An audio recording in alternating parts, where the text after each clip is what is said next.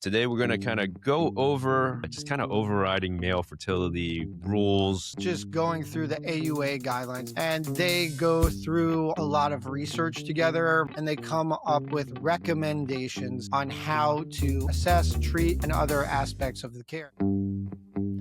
This is the Man Up Podcast, a doctor's guide to men's health. If you've been enjoying listening to our podcast, please hit the subscribe button on YouTube, Spotify, and Apple Podcasts.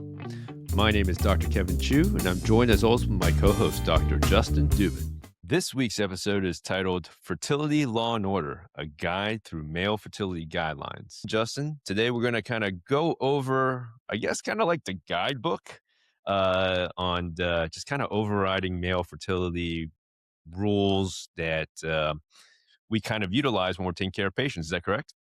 Yeah, so what we're going to be doing today is just going through the AUA guidelines, the American Urological Association guidelines. And what a guideline is, it's basically, evidence-based clinical practice recommendations, a panelist of specialists in urology with no outside, because people worry about pharma and everything. These actually people have to be not have no conflicts of interest in pretty much anything, which is an important aspect of these things.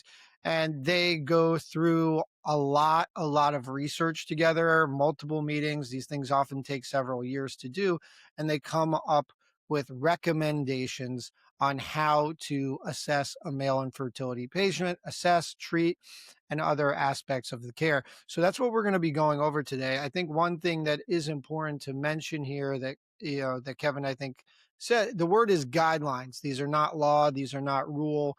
You're not going to if one of these things doesn't happen for you, or, and we're going to go through them, and sometimes I'll order things, sometimes Kevin will, sometimes I won't. So, these are just a guide that they're going to hold your hand in this process.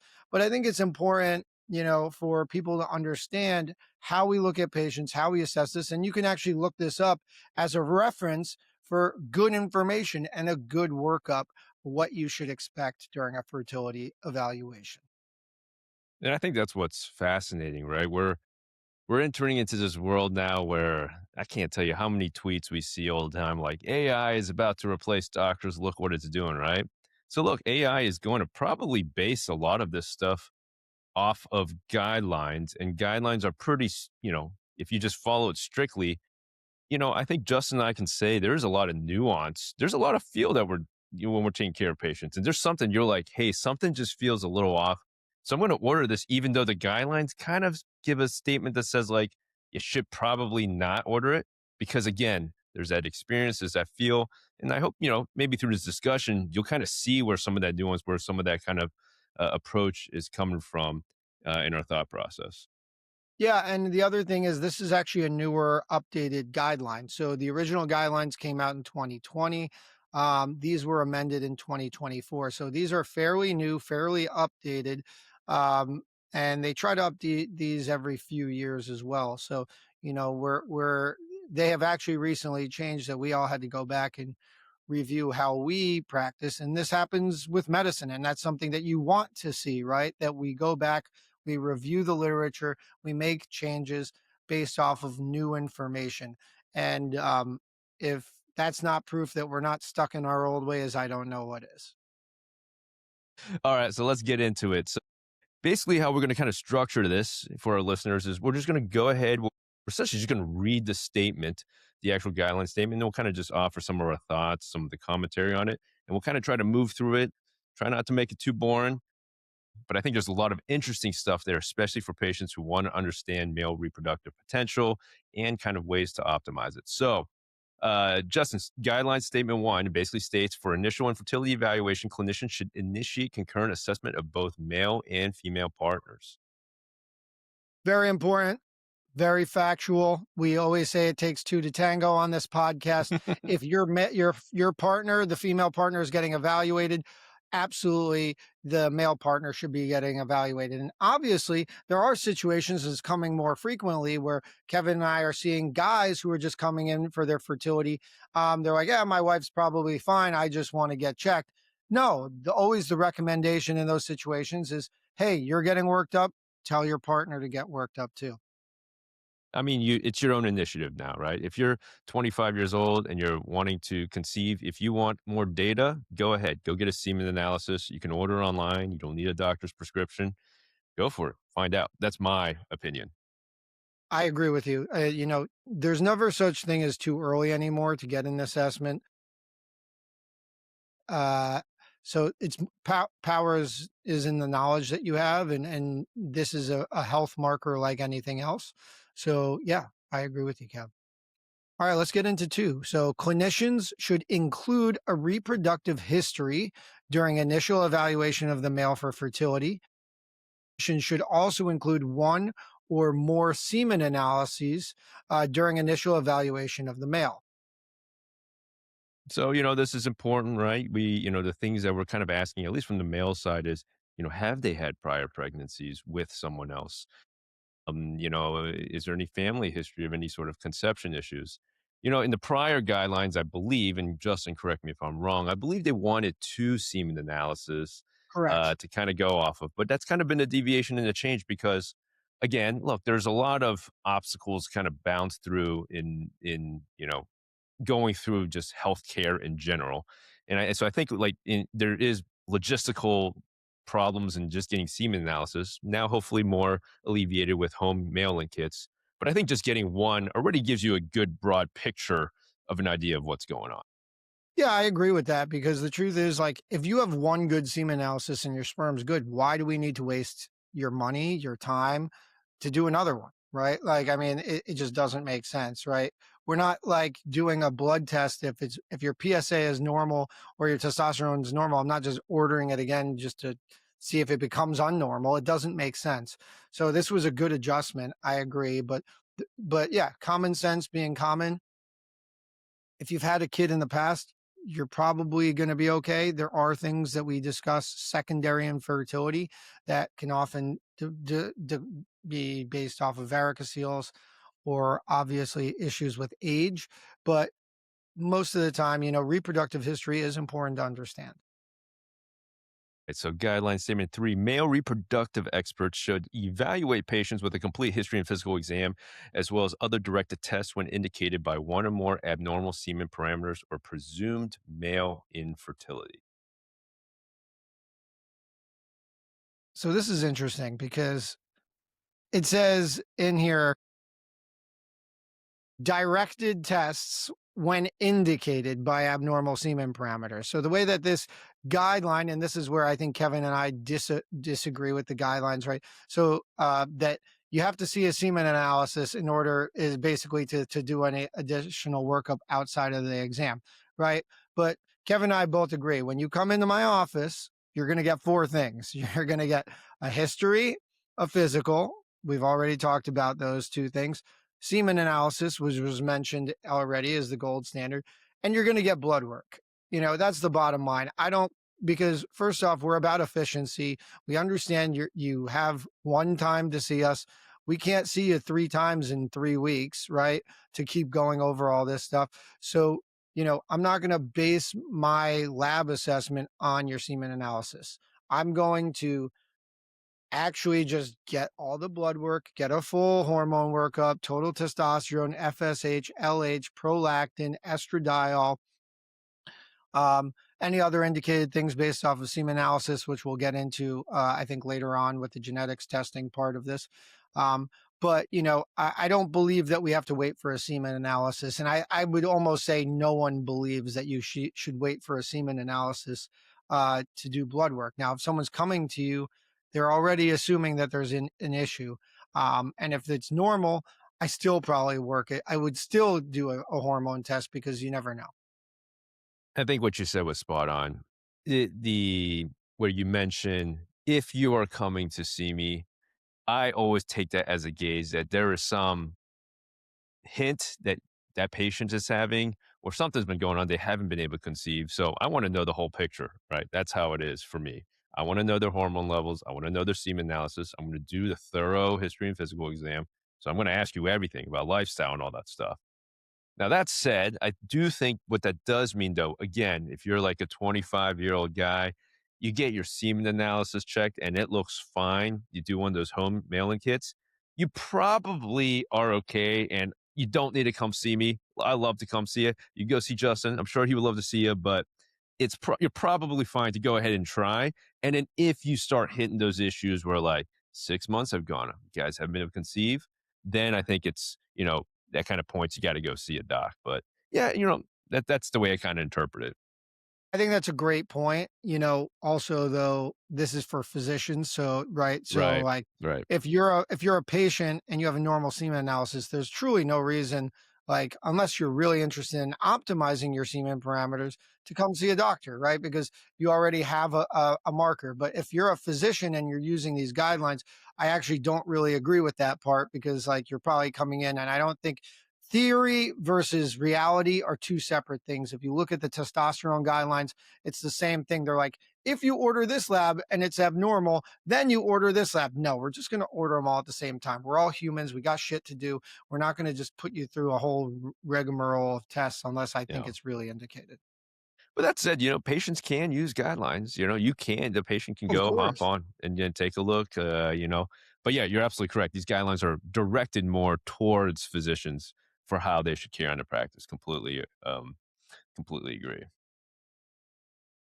In couples with failed assisted reproductive technology cycles or recurrent pregnancy loss, which is one or more, or two or more. I'm sorry, was that say two or more? I just got cut off there. Two or more. I apologize. Clinicians should evaluate the male partner.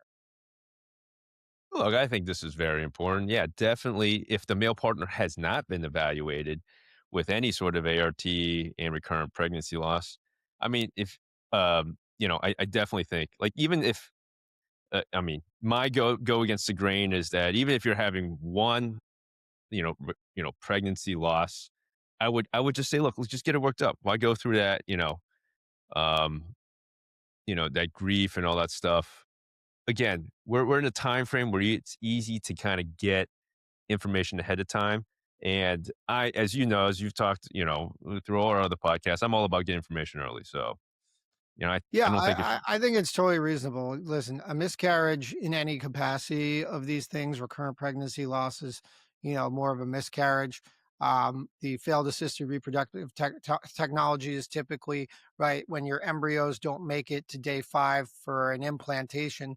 Right, these are all incredibly stressful, um, emotional, physical things that take a toll on your partner more than you as the man, right? And they can be quite financial. So, if you haven't gone to a male fertility doctor at this point, even if your sperm parameters are normal, and we're going to get into that later on in the guidelines, there's things that we can look at that may be indicative of or contribute to some of the issues that you're having. So I agree with you, Kev. I mean, it can't hurt to go earlier than later.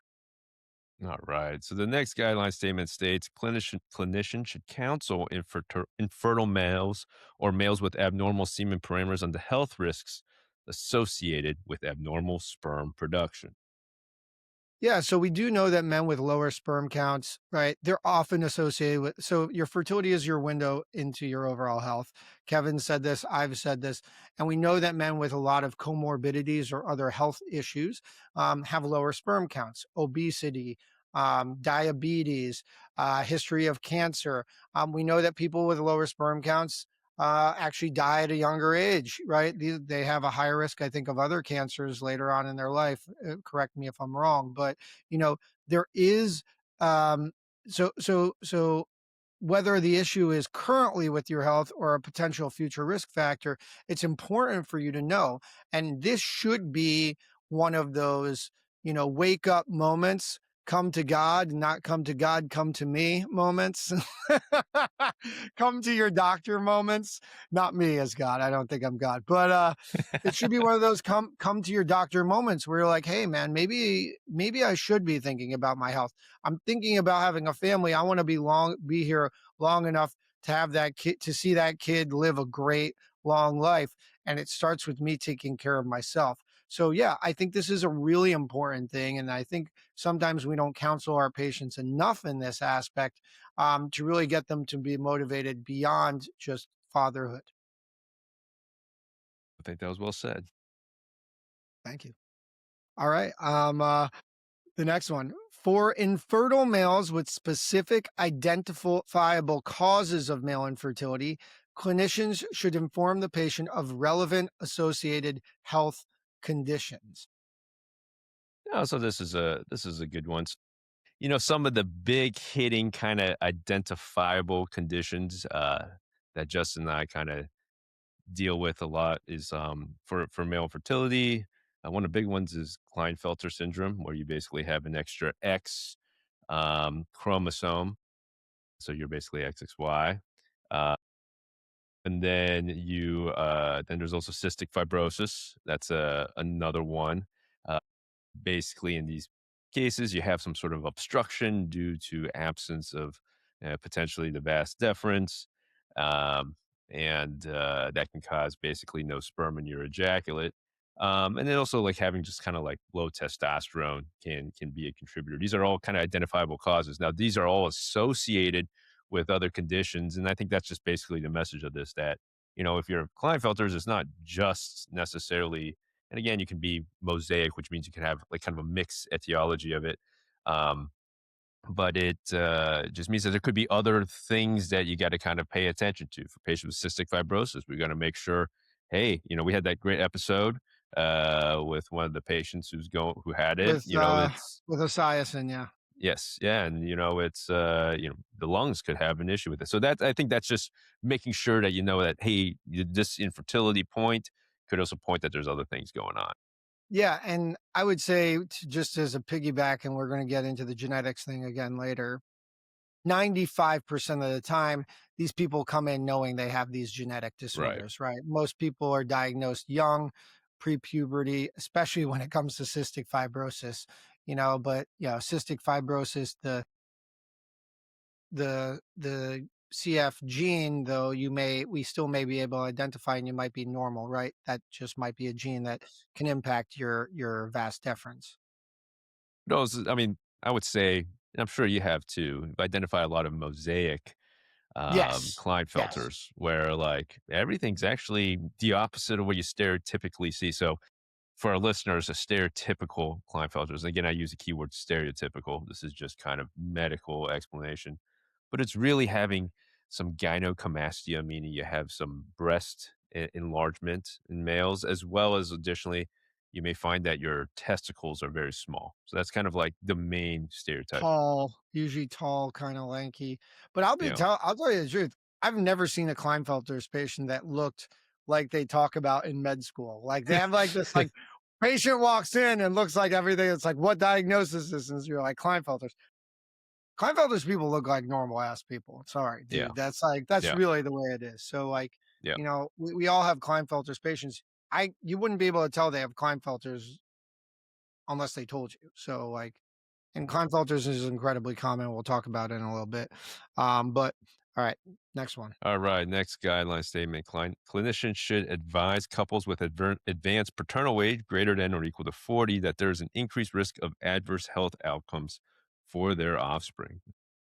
Yeah, this is an important one, and this is becoming more and more popular, especially as an 38-year-old man who doesn't have kids yet. Hopefully, does someday. But Within the but next year or two, actually. yeah, let's not go crazy here. But but it is an important thing now, right? I do often tell my patients, I'm in Miami, you're in LA, a lot of older guys with younger girls in their second marriages or whatever it may be. People are starting their families later. Family planning is becoming later. There is an increased risk. Now, what is that risk? You know, autism, birth defects, to name a few. Now, other genetic disorders, but the truth is they're like, how much of an increased risk? It's very difficult to say. It's not like 2x, it's not 3x. It's a small percentage, a very, very small percentage, but it's something you need to be aware of, right? We've talked about this for many, many years. We've known the female side.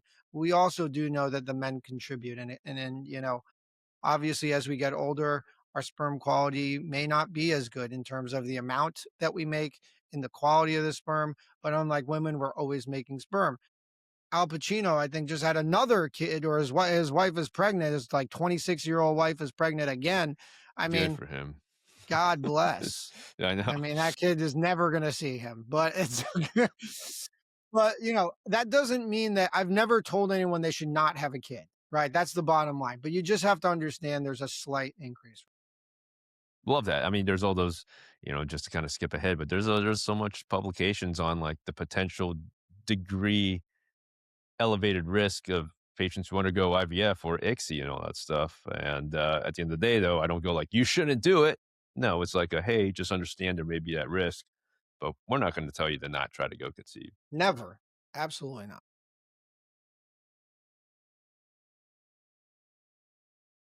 Clinicians may discuss risk factors, i.e., lifestyle, medication usage, environmental exposures, occupational exposures associated with male infertility, and counsel the patients that the current data on the majority of risk factors are limited. I mean, just go ahead and listen to some of our other podcasts where we like Yeah. talked about this pretty much um, a ton. But just quickly, it's just making sure you have good lifestyle habits, avoid smoking, make sure you're exercising, sauna, jacuzzis. Justin loves talking about that. Stay away from that stuff. Um, these are the things that may affect it again. But that last area where it says majority risk factors are or the current data is limited. That's actually pretty true, right? Like a lot of this is there is data on it, but it's not like, how do I say it? Most Very robust data. made of no, the most robust.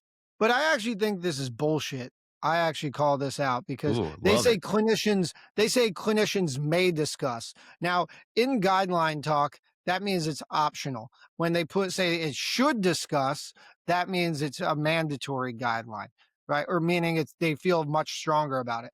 Now, putting may here, I think is complete bullshit because as we've discussed on a million podcasts, you already said this is easily the most controllable thing that you can do for your fertility.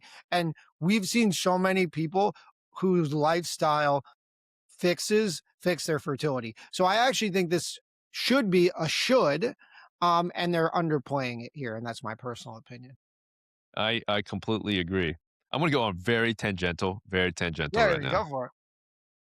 So I don't know if you saw on Twitter, there's this guy who went out there and basically like took a map of the San Francisco 49ers facility, and Yeah, then he like circled next to it where there's like this like what it's like a radio frequency or some electrical like yeah, plant. yeah. He was saying, "Hey, but kind of on this point, dude, there's still stuff that we don't know, right?" Look, I think that shit's kind of like a little out Dude, there. I asked all my ortho friends. They all said it's complete horseshit. It makes no Yeah, sense. that's I mean, definitely makes no shit. But look, hey, look, as someone in this podcast has done publications on RF EMR on potential on spermatogenesis. Yeah, someone on this That podcast, not naming names, not me, has shown that, a cell phone may compromise your sperm.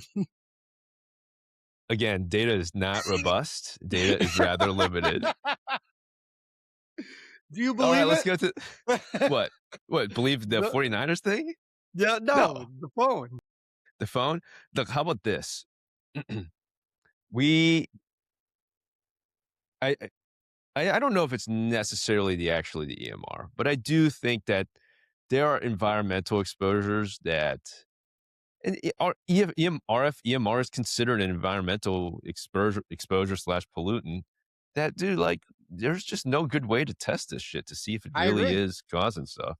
And we have now, again, as we were talking before this podcast, dude, there's guys that are like, we're like, that makes no sense why they had sperm and all of a sudden they got none. Like, we got no good explanations for that. I Correct. don't That's true. know.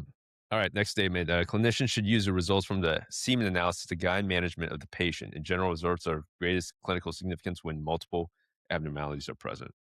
No comment here. I mean, it's just common sense. Like, yeah, Yeah. we go through your semen analysis and we figure out what we think is causing issues.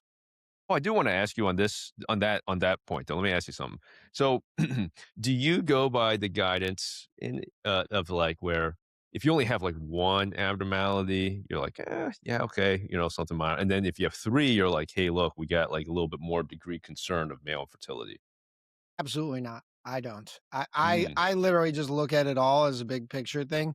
Now, I always look at total mobile sperm count as my guide because in the back of my head, I'm always like, all right, they're already people are already here with an issue. Probably they've considered trying. Most people have seen us because they've either been trying for a bit or like are really struggling for whatever reason, or were sent to us from an IVF center.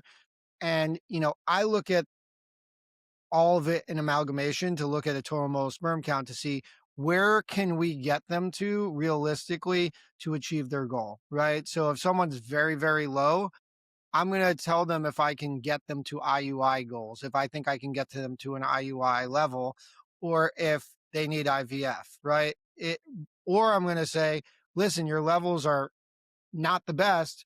Maybe you can do IUI, but maybe you don't need to yet, right? Like there's it's very difficult, it's very case based to figure out, but typically I don't look at just one thing unless that one thing is zero, which is your concentration. But other than that, I think I try to look at the big picture and see how I can make it all get better. What about you? Yeah, no, I completely agree. There is times where, like, if I see, because the data does show, like, if, like, a guy who only has like one isolated deficiency or abnormality, sorry, not deficiency, abnormality, where maybe let's say their motility is a little bit subpar versus someone who has like a motility plus, like, let's say their sperm concentration is a little bit on the lower end as well, too, or below, again, abnormal. Uh, and where it shows that there's a degree increased chance more of there being a failure of or having some sort of male infertility component. I look at the big picture. I'm not trying to like overall utilize that, but what I do is if I do see three, and if there's a patient that's kind of sitting more on the fence of using assisted reproductive technologies, I may be a little bit more quicker to be like, hey, look, like we've got three things here and we don't really have anything that's surgically or medically correctable here. I might kind of say like, hey, it might be like better to kind of lean a little bit more sooner if time is of a factor to go doing assisted No, I reproductive think that's a fair technology. point. I totally think that's a fair point. And once again, it really depends on how off each one of these parameters Yeah. are, Right. right? Like, Right. people come to me, they're like, fuck, my motility's 37%, not Yeah. 40%. I'm like, dude, don't lose sleep about this. This is Yeah. fine, right? But Completely it's agree, man. technically Yeah. low. It's Yeah. really not a big deal. So Yeah. it all depends. Yeah. Totally All agree. right. Clinicians should obtain hormonal evaluation, including FSH and testosterone, for infertile males with impaired libido, erectile dysfunction, oligozoospermia, or azoospermia, atrophic testicles, or evidence of hormonal abnormality on physical evaluation. Yeah, so this kind of goes back to kind of the initial one where we kind of debated on where, they were saying like if you have some sort of abnormal semen analysis, or in this case where they kind of state, on physical exam, if your testes are kind of small, or if you're exhibiting symptoms of low testosterone, which is impaired libido, low sex drive, ED, to go ahead and go get those hormonal panels. Justin, I don't know what your basic hormonal panel you usually do. For me, I do an FSH, which kind of tells sperm is kind of a marker of how well sperm are being made. I check testosterone, I check an estradiol, and I also check LH2 just so I get an idea of how the pituitary is kind of going. I don't know which labs you do. Exactly the same, except I add a prolactin just because Nice. why not? Right. Yeah. No, makes sense. Like, because it's just another thing for low testosterone to just make sure that levels it. But yeah, I agree with you there for sure. All right. So clinicians should initially evaluate azospermic male. So we keep using the word azospermic. Azospermic means there's no sperm in the ejaculate. With physical exam, semen volume, semen pH, and serum FSH levels to differentiate genital tract obstruction from impaired sperm production. So I'm going to quickly break this down because I think this is a really important concept. Kevin's broken this down on the podcast before really well. So remember, you have no sperm in your ejaculate, but something's coming out of your penis, right? So when your sperm travels outside of your testicle, it goes through the vas deferens, through your ejaculatory ducts, where it meets up with other fluids, Cowper's gland, your prostatic fluids, and it creates an environment for that sperm to live in called semen, right? Semen is an amalgamation of all these things. I keep using amalgamation. I don't know. I've never used this word. I don't know why I'm using it, It's a great word. but great word. Anyway, so when you have no sperm, but you have something come out, we're still able to assess the semen to give us a picture of whether you're blocked, whether the sperm is being made and it's just on that path is not able to get out, or your testicles are just not making a lot of sperm or any sperm, right? So when we do the FSH, as Kevin said, is a marker for fertility. It's really giving us an idea of whether you're producing sperm. Now, FSH, follicle stimulating hormone, is a hormone your brain makes, tells your testicles to make sperm. And then there's the sperm create a negative feedback loop. They have a signal themselves to your brain when they're being made to tell the FSH that you don't need to make too much FSH because we're making sperm. Now, if you're not making sperm or not making a good amount, your brain never gets that negative feedback loop. So it's saying, oh man, we're not making sperm. We need to increase the FSH. So then it shoots up the FSH and telling your testicle to work overtime to create sperm. Now, if you have no sperm in your ejaculate and your FSH is high, that's telling us it's a production problem because your body's saying to your testicle, hey man, you're not making anything. You need to keep going. Per our guidelines, well, per our stuff, it's 7.6. FSH above 7.6 is kind of the cutoff. Higher than that is where we suggest that it's a production problem. Lower than that, it's an obstruction problem. Why would it be an obstruction problem? Well, you're making sperm, but it can't get out. The sperm is still able to send a signal to the brain. So the FSH in your body's happy. It's not going to tell it to work overtime. So it's going to be a normal low level. And that's pretty much why the FSH is very important. pH is another one, but we're seeing a lot of labs not doing pH anymore. I don't know about you, Kevin, but a lot of the labs that I've been asking for pH for NOA patients, non-obstructive azoospermia patients, I'm not getting a pH. And pH in these situations is very valuable. Why? Prostatic fluids are alkalinic. When we think about semen as alkalinic, alkaline, I think yin and yang. The vagina is a very acidotic place. It's to protect, right, from bacteria and everything else. So in order to protect sperm, the semen is alkalinic so that they kind of just match together. So if you're obstructed, you're blocked, your volume's going to be very low because there's not as much fluid coming out. And two, you're going to have acid-based, acid level semen because the prostatic fluids, which create the alkaline, are not coming out. So that's why a low pH, which is associated with acid, will also suggest obstruction. Well said. Here we go. All right. Now, this is the one we've been kind of talking about before. Clinicians should recommend karyotype testing for males with primary infertility. That's Kevin, to your answer before, primary Hmm. infertility, um, and azoospermia, or so no sperm in their ejaculate, or sperm concentrations less than 5 million sperm per ml when accompanied by elevated FSH, follicle stimulating hormone, testicular atrophy, or diagnosis of impaired sperm production. And let's just mix that with the next one. The next one basically mentions the same thing where it says Y chromosome microdeletion analysis should be included as well for those with the same parameters, less than or equal 1 million sperm per milliliter on their essay.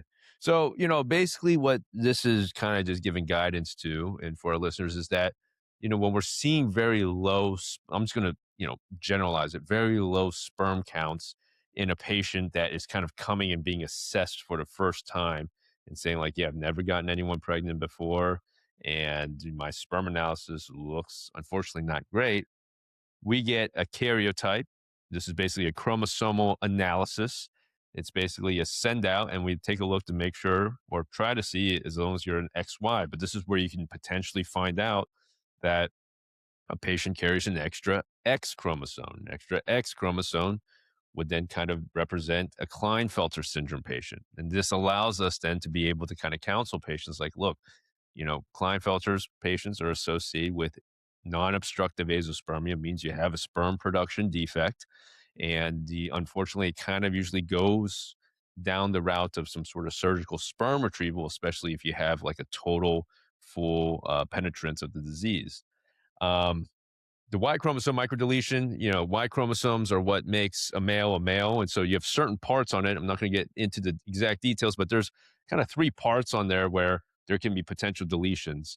And those are important because if you have a deletion on some of those, um, that kind of can affect the chances of actually having the chance to find sperm. So that's basically it. It's just these two extra tests, which unfortunately can be rather expensive um, if insurance doesn't cover it. But those are the tests that we recommend. Again, in the patients who have, it's not just low sperm concentration; it's pretty significant. What we call severe oligospermia, in generalized, less than 5 million Or 0. Yeah, I think or that's a zero. great Yeah, point. yeah, I yeah. think it's a great point, and, that's a great breakdown.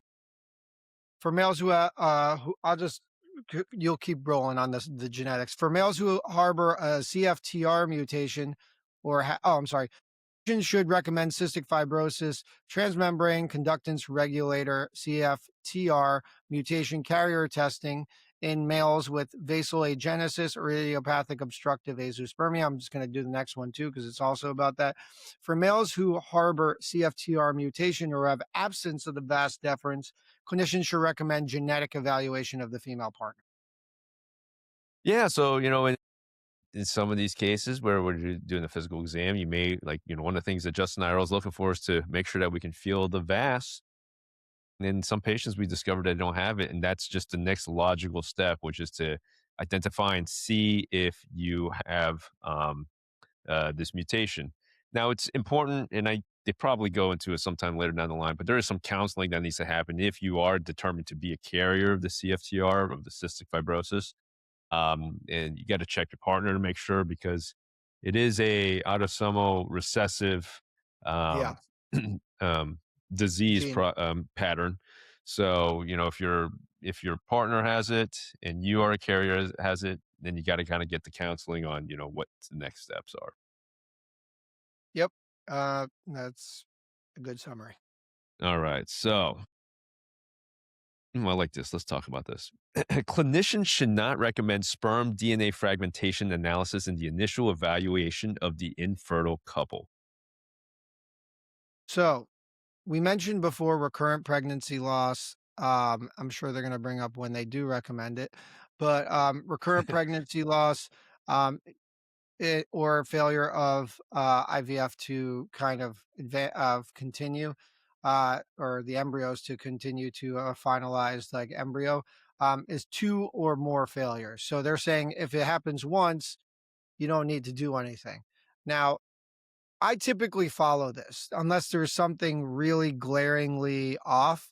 I tend to follow this because, people do have miscarriages and then they have another child. Like it happens. Unfortunately, it does happen. And sometimes my thought process, and I think the thought process of this guideline is yeah, people can have a DNA fragmentation that's high, but that doesn't mean that they're going to have a miscarriage because of it, right? Because we have an inherent bias here where we have billions of people on Earth, probably a good amount of them have a high fragmentation index. Now, just as a reminder, this is, your sperm is normal when it comes out, when it's developed in your testicle, but you have the testis blood barrier that protects it from any external environmental injury.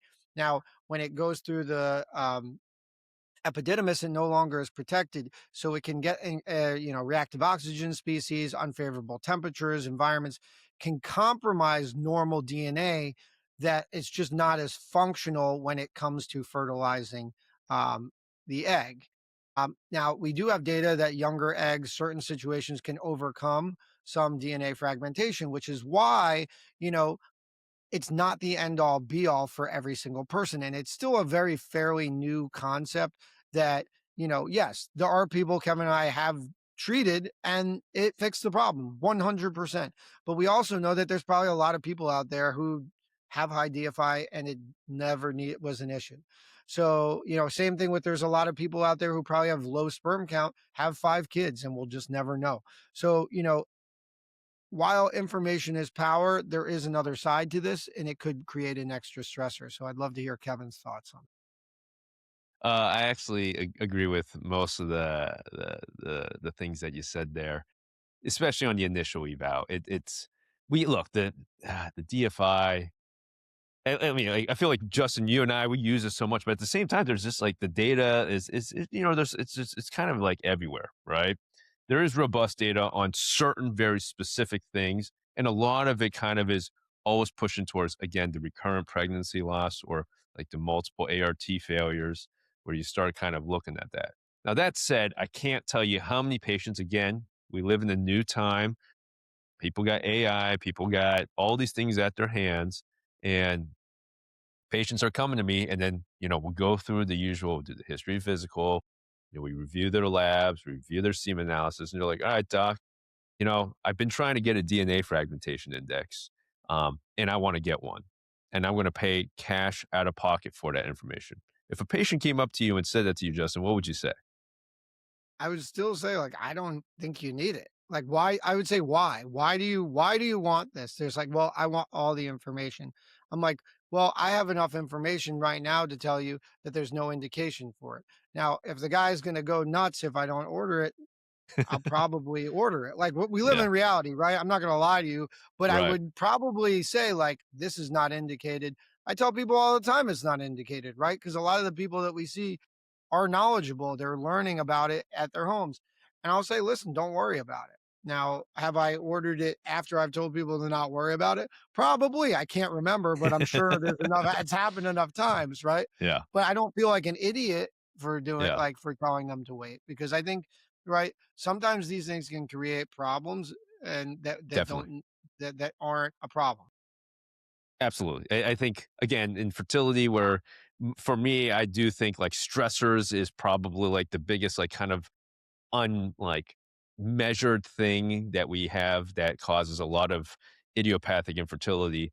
Adding more data may potentially cause more stressors, which can lead to, you know, more issues in trying to conceive. Now that said, I will tell you, I do have some older patients that will come to me where they've kind of just held off. It's just been like life has caught up to them. They've held off, and then they've tried for 6 months. They're both like getting close to 40, and they kind of tell me, they're like, hey, look, doc, we have like this one shot IVF.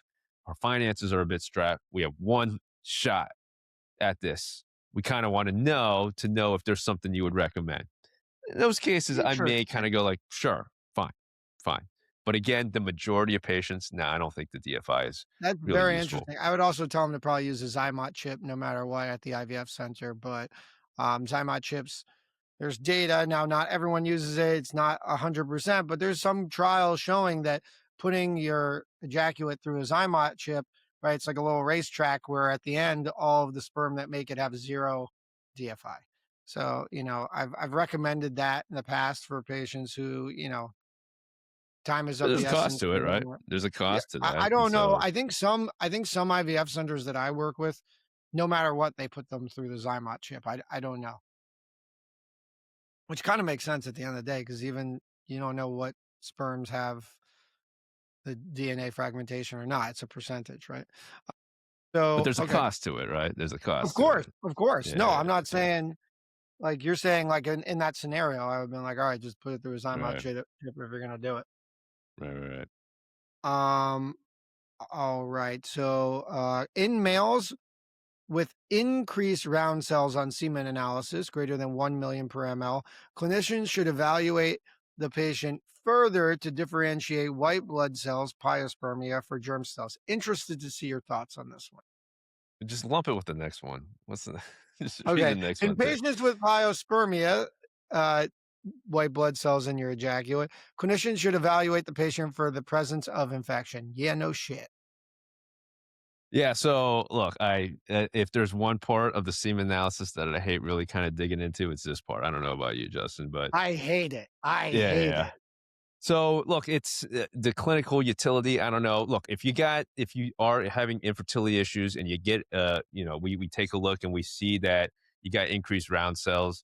I typically just send for the culture to just kind of see if there's something kind of going on there that would be representative that's just being like, disease and can, in line with some sort of infection. And if there is, yeah, I'll treat you for it because there is data that shows that sure you could, having some sort of infection, pyospermia within your ejaculate can lead to some element of infertility. That said, I just ate it. 99% of the time it's not infection. It's literally so round Right, cells can right. be, these baby sperm cells that just never made it to full sperm and they're just ejaculating them out. And that's probably most of the time. I mean, I've treated it 100%, but, Yeah, when it comes to cultures, notice there's no cultures, right? We don't do ejaculate like sperm semen cultures often. I don't like doing semen cultures. I usually do not. They have a high rate of contamination. There's very few situations which they have utility or value. You just treat. right. All right. Clinicians should not perform anti-sperm antibody testing in the initial evaluation of male. I've never ordered this test ever. I don't know. Have you? An ASA test? I don't think so. I usually go more I usually go more by their history, and if I'm like, "Hey, look, maybe there could be some, suspicion of, development of ASA," but no, I don't think I've ever actually ordered the assay myself. I think the thought process for an anti-sperm antibody, right? So it's basically your body is creating like its own fight against your sperm because it's technically a living cell. Um, is like people with who get biopsies of their testicle or any kind of exposure to their testicle is the thought process that like, okay, maybe a sperm came out and then your immune system was like, this is bad and then we need to fight it. But because if you think about it, right, your sperm is always in an enclosed area as it travels Right. through your body. But, That's so in patients where there's theoretically potential ASA, where it potentially is, again, I don't order an assay, but I do tell them that there is data that shows that there are patients who have elevated anti-sperm antibodies, again, from having a procedure, some sort of infection or something like that in the past, that it can be a cause of infertility. And that usually, again, where a lot of this kind of always heads to is that when you can't give a good reason for it, then a lot of time assisted reproductive technologies seem to overcome that issue. So that yeah, I think issue that's a with the great ASA. point. Right. Yeah, absolutely. Yeah. Yeah. For couples with recurrent pregnancy loss, clinicians should evaluate the male partner with karyotype and sperm DNA fragmentation. We kind of talked about this. Um, and then clinicians should not routinely perform diagnostic Mm. testicular biopsy to differentiate between obstructive azoospermia and non-obstructive azoospermia. Very interesting, Kevin. What do you think? Well, look, I think key word here is routinely, perform. And I think so the way I always explain to my patients, and so I'll explain it to the listeners, what we are always trying to identify, and Justin discussed that a little bit earlier, is we're trying to get from your numbers, from your physical exam, from your semen analysis to understand if you come with no sperm in your ejaculate, is this a production issue or is this your block somewhere, right? A guy who's had a vasectomy has a pretty clear pattern of what we're going to expect on his lab work and from his semen analysis and on his physical exam as well too. Um, and again, as Justin mentioned earlier, our main drivers for it is kind of looking at the size of the testis and the FSH. The FSH is a marker of how much sperm you're producing. So if your FSH is like sky high, like way elevated above the expected range of around, I think higher thresholds around like 7.5, 7.6. If it's above there, we're starting to think that your testicles are a little bit stressed. And especially if we find that your testicles are a little bit, there's a, by feel for us, but there's a measurement you can do that if it's smaller than that, that you start thinking that this is an obstruction issue. Meanwhile, if your FSH is rather normal and your testis size is good, it's generally an obstruction issue. But I'll tell you, Justin, there are still times where I'm like pretty befuddled and I'm like, look, the easiest thing I could do is to tell the patient if I stick a needle in and I go take a look under the microscope and I can see like a lot of sperm or I just see a few sperm, get a little bit more clear picture. But again, yeah, I don't do it routinely. I wouldn't like if it's clear, there's no need for it. No, but I agree, there is a role for it. I prior to the last 3 years, I never thought I would be in that situation, but I can tell you in the last 3 years, I've probably done about 5 or 6, and it really first off, I'll be honest with you, these are covered by insurance, testicular biopsies.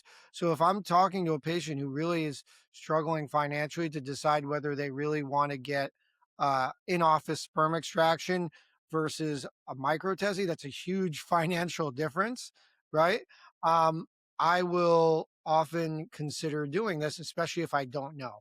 Obviously, there's situations where we know you need a microtesty or we know you're obstructed, but there are a few situations where I was able to be like, okay, wow, I think there's going to be sperm, but I'm not 100% sure, and I found sperm and we did a test right in the office and so there was other situations where weird genetic stuff that I wasn't familiar with, right? Because you see things that are not in the guidelines, obviously, and you have to figure it out. And so, yeah, there is actually a role for this, but I agree.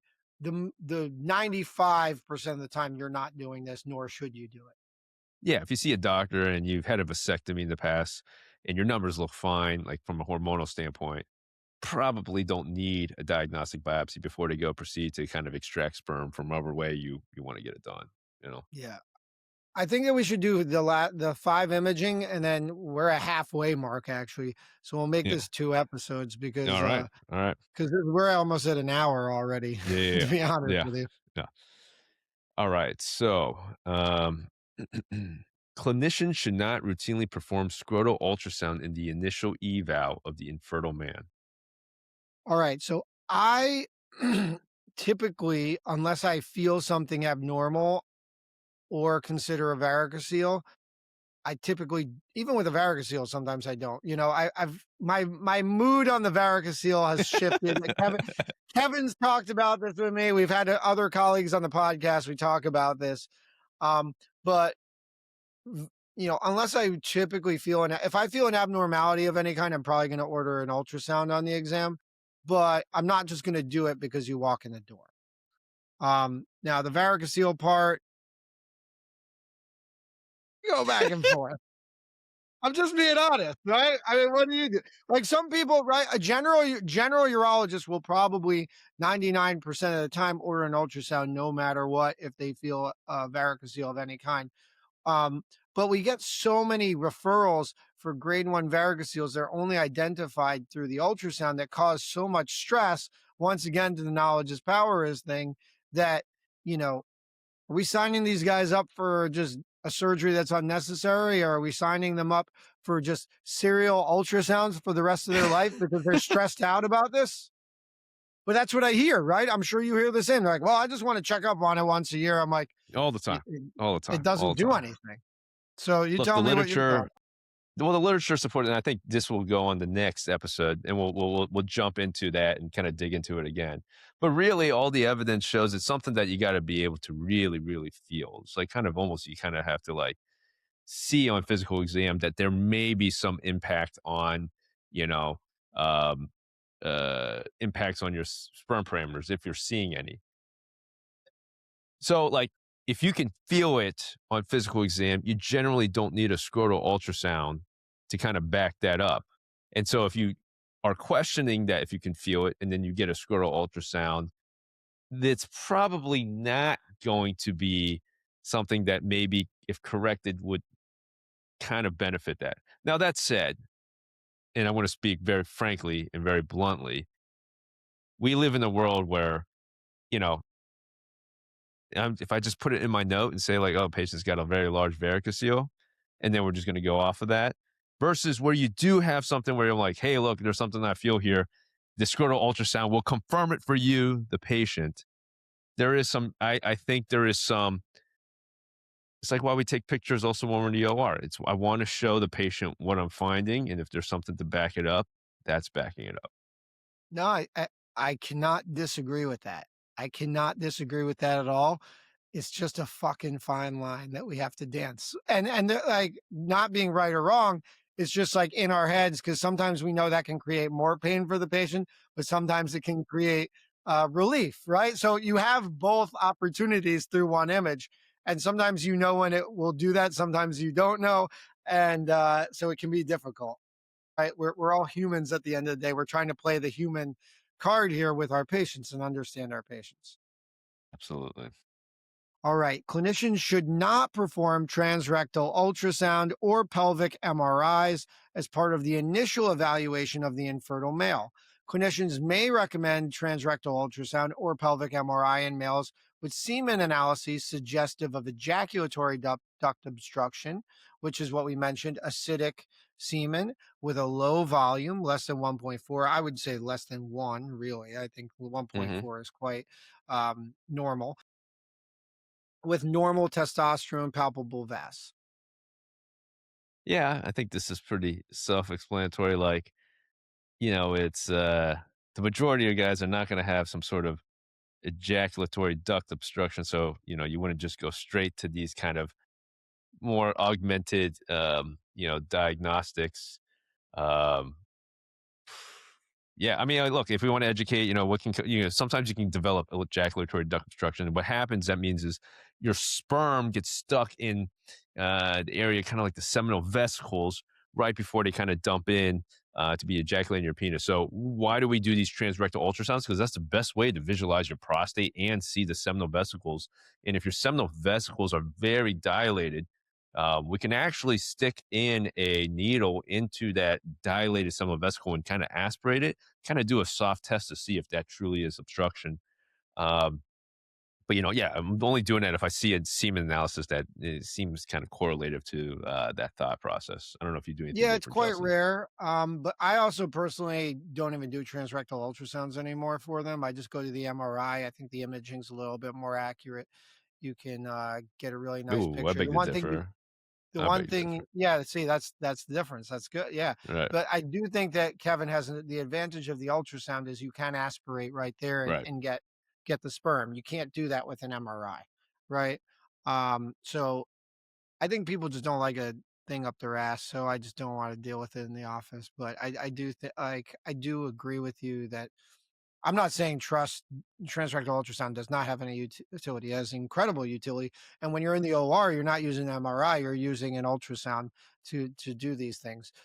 So it's not like I've just been going towards the MRI personally more. Sure, absolutely. Um,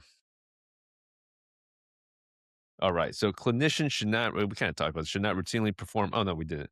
Routinely perform abdominal imaging for the sole indication of an isolated small or moderate right varicocele. So this is very interesting. This is like a history of of medicine kind of statement. Interesting enough, just basically the idea of varicocele. We've talked about varicoceles at length on the podcast, right? It's dilated veins around your testicles. Now, it's typically on the left because of an anatomical thing where your vein drains into the renal vein on the left side, and it's an angle, like a right angle almost, so that it creates a little bit of backflow. It just doesn't go as well. And on the right side, it actually drains right into the IVC, which means which is a very it's the biggest vein you have in your body, right? That brings it right the blood right to your heart. So it used to be believed that if you have backflow of blood in your veins on the right side, you must have some kind of tumor blocking your IVC or blocking the drainage. And so people would worry that anyone with an isolated varicocele on their right side would actually have, a tumor. So like any young child, they would get ultrasound imaging of their Mhm. abdomen, worried that they would have a tumor. In fact, when I was originally diagnosed in med school with a varicocele, they did that on me because this is not that old of a concept. Like this is Mhm. actually more recent that they changed this idea because the data showed it wasn't really true, right? Like you just don't. It's a more of a structural issue with the veins. It's not really this backflow issue, although there is a backflow component, but it's really not a tumor causing these things. Yeah, absolutely correct. I think we were ordering so much imaging that it was a good recommendation to kind of go away from it. Now that said, if you like have this new onset, huge ass right varicocele, maybe I'm Right. gonna go take a look, you know? But if you're like a uh, prepubescent child who's starting right. to like go through puberty and you're developing a Yeah. varicocele, yeah, that's Yeah. probably just you like, varicoceles come around during puberty. Like if you're 35 years old and all of a sudden you have a varicocele, that's probably a problem. Yeah. Yeah. All right. So the last one for today, clinicians should recommend renal ultrasounds for patients with vasal agenesis to evaluate for renal anomalies. Yeah, I mean, I'll never forget this from training. We Me were doing a neither. vasectomy in the OR, and look, I'm a trainee, right? And there's in training programs, you're being guided, and I just could not find the vas on this patient on the vasectomy. We were in the operating room, and I could not find, it, could not find. It. I was just like, dude, am I ever going to be able to do vasectomies ever by myself? And it turned out actually that patient actually had no vas, and we ended up getting imaging and of the kidney on that side, and patient had no kidney. And so it's part of the developmental track. I'm not going to get into it because I don't love embryology and the Yeah, dude, development stuff. embryology sucks, dude. I mean, it's important to everything, but Justin and I are just not the biggest fans. But that said, there is some developmental. So basically, if you don't development the vas, there is a higher incidence that you don't have development of kidney on that side. And I'll leave it at that. Yeah, no, I had the same issue, but in real life, like 2 years ago, I was doing a vasectomy in the office, and I had thought I felt it on the initial evaluation, but it was like I noted it was like a little bit fibrous feeling, like Yeah. it felt a little bit different. I spent an hour Yeah. like vasectomies are quick. It takes us like 15 minutes max. Yeah. I spent an hour looking for this guy's vest on that side. I thought I was going crazy. And then I abandoned it. I said, listen, man, I don't think there's anything there, man. And I kept asking him, I was like, do you have one kidney? Do you have one kidney? And he's like, no, no. And then he left. And then his wife called and was like, oh, I forgot. He does only have one kidney. I was like, what? I was like, they were like, yeah, he found out last year he had he had to go to the ER and he had a CAT scan where he had one kidney. So I repeated an ultrasound to make sure that the one kidney was on the same side of the vas, and it Right. was. And I said, you're sterile. And he ended up being sterile after that. I will never forget about this stuff. It comes up very rarely, but it does come up. Yes, it does. All right, so I think we should wrap it up here. This is long enough. We went through 25 of the guidelines. I think there's about 52 or 54. I actually really like this. I think this is a great conversation. I think we're learning about how we practice differently, a little bit Yeah. nuances, how we approach it. Um, thanks for listening. We'll continue part two next episode. As always, download, subscribe, give us a review, 5 stars. Follow us on Man Up Pod on YouTube. We're getting close to 1,000. We really want to hit 1,000 YouTube Do subscribers it. in the next 3 Subscribe. months. Hit it. Hit it. Other than that, for Kevin and Justin, thanks for listening. Until next.